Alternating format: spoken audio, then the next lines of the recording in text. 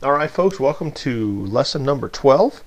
This week we're dealing with settling of the American West. We're going to talk a little bit about the history of the West and also how the West, the part of the country obviously that we live in, has changed over time and what its place is in modern America versus the way it was when it first came into the Union. So we'll be talking a little bit about some of the stuff that you'll see in your reading, but also kind of going out further afield and talking about some of the current issues related to the region.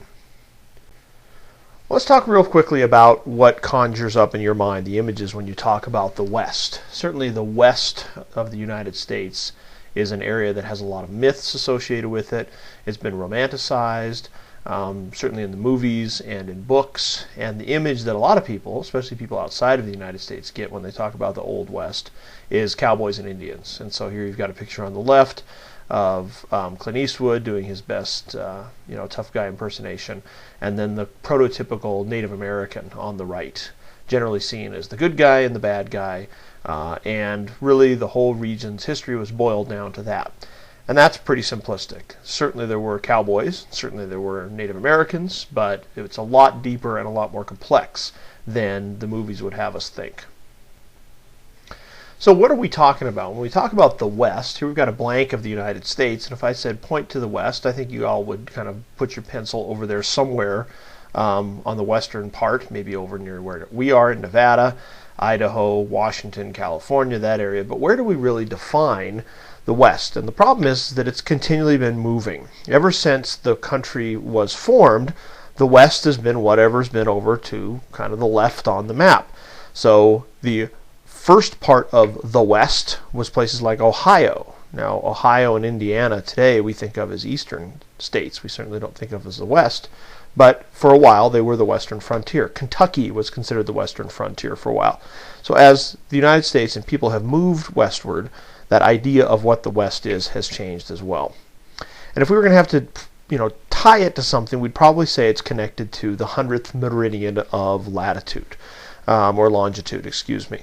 And that really is a nice break that works well based on a number of different factors. The climate, precipitation, agriculture, and geology to the west of that line is very similar, and that is a good way to define the region. How do we settle the West? Well, the West has always been a place where people have gone either to make their fortune, to get away from other people that they didn't like in the East, to get a little more breathing room, to be able to farm, to be able to set on their own. And there's lots and lots of history associated with people going west to try something new. Here's a great little statement: "Go west, young man, and grow up with the country," by an early Western backer named Horace Greeley, who thought it was really important for us to go to the West and wrest it away from the Native Americans living there and make it truly a American part of the country.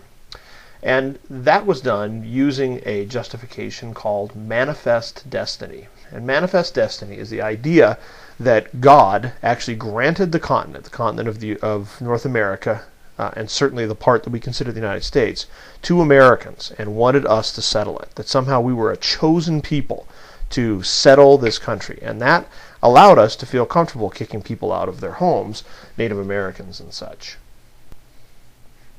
So here's another myth from the West. Who settled the West? Well, we think of the cowboy as these people that were out riding the trail and settling the area. But who were they? Who were the cowboys? And I think you'll be surprised to find out that a lot of the factors that we think of as that classic Clint Eastwood or John Wayne cowboy is not really very accurate. Certainly they were young. The average age was about 24. You didn't go out and live in the non-settled parts of the country if you were an old person and established. So you were young. Interestingly enough, 1 out of 3 was black, was an African American or Mexican or Indian. So we had a lot of people, a lot of diversity in the folks that were actually out there on the, moving cattle back and forth. The pay was very low. About $1 a day plus meals was what these folks made. So, $30 a month or so. The cowboy hat was, something that was not a stylish symbol back then, but it was just to keep the sun and rain off. And for the most part, these were not people that were educated. They had low educations, little or no education. And what did the cowboys do? Well, they moved cattle back and forth. Cattle became the currency. You needed large spaces for cattle to graze, And then you had to get the cattle to a place where you could get them back to the east, slaughter them, and eventually, use the meat for what was needed back where the people live, which is in the east. So the ranches were, for the most part, in the Texas area. That's where there was large-scale areas of grassland that the cattle could graze on. And then cowboys had to drive them from the ranches in Texas to St. Louis and Kansas City. And those were really important because that's where the railroad went. And you could put the trains on the rail cars and ship them back east. And so there were some famous trails that happened in the West: the Goodnight Loving, the Chisholm, and the Western Trail. And these became kind of parts of Western lore. But the biggest change in terms of settling the West was the completion of what's called the Transcontinental Railroad. And there were two railroad companies. One was called the Union Pacific Railroad, moving west from Nebraska, and the other was the Central Pacific, moving east from the coasts of California. And they came together in Utah, a place called Promontory Point by Salt Lake City, on May 10th of 1869, so during Reconstruction, a little bit after the Civil War. And that was the first time that by rail the entire continent had been connected from New York to San Francisco.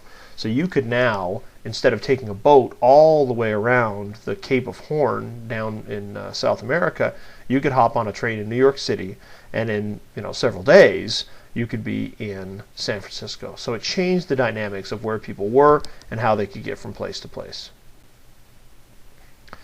After time, as people began to move, certainly there was a lot of draws towards the West, but a biggest one was the government presence.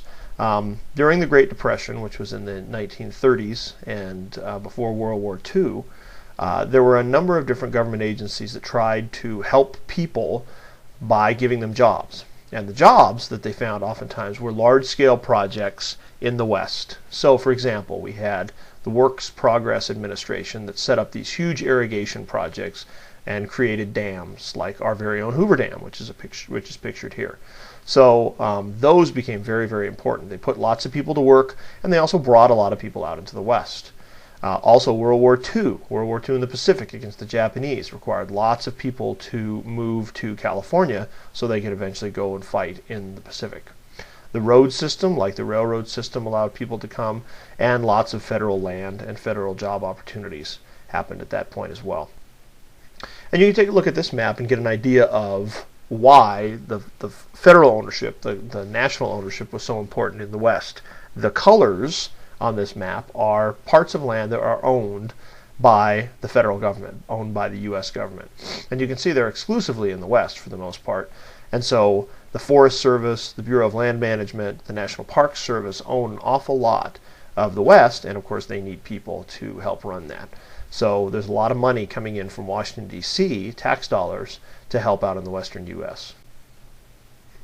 So how has this nation changed, or this region, the West, how has it changed in the recent years? Well, it's instead of a place where, like in the East, it's predominantly smaller cities and farms, it is a region of cities. And it's a region that's focused on several different things. The military is very, very important, and they drive the presence of cities in Denver, San Diego, and to some extent here in Las Vegas, certainly with Nellis Air Force Base. The demographic shift, the fact that people are moving from the colder eastern cities to warmer western cities like Phoenix, again like Las Vegas. Entertainment is huge. Los Angeles with its film industry, Las Vegas with the gambling, and also high tech. Places like San Francisco and Seattle, and to some extent Portland, are big because of the high tech booms that we've had recently. So people are moving to cities in the West for those reasons. With all that movement, we have some issues, and we certainly have large-scale cities, and sometimes we have large-scale cities in places that really have a hard time sustaining populations like that. So, for example, in our very own city, water scarcity. We get our water predominantly from Lake Mead, but Lake Mead is going down. If you've ever been out there, you've seen that bathtub ring. Where's water going to come from in Las Vegas once that really draws down? Air pollution, poverty and crime, resource depletion, overpopulation. Those are all issues of lots of people in a small area when the land really can't sustain it. So we have to come up with ways that we can effectively deal with those concerns. And then the fact that we have a very vibrant immigration situation going on. We have lots of diversity in the West. especially with the Hispanic American population. And we have issues that we need to make sure we address related to that. How do we provide those immigrants with the skills that they need to be active members of our community, and how do we prevent too many folks from coming in illegally if that's a concern of the society? So those are some of the issues related to the West. Hope you get an idea of how we define the region, a little bit of its history, and where we're going from there. So we'll talk to you soon.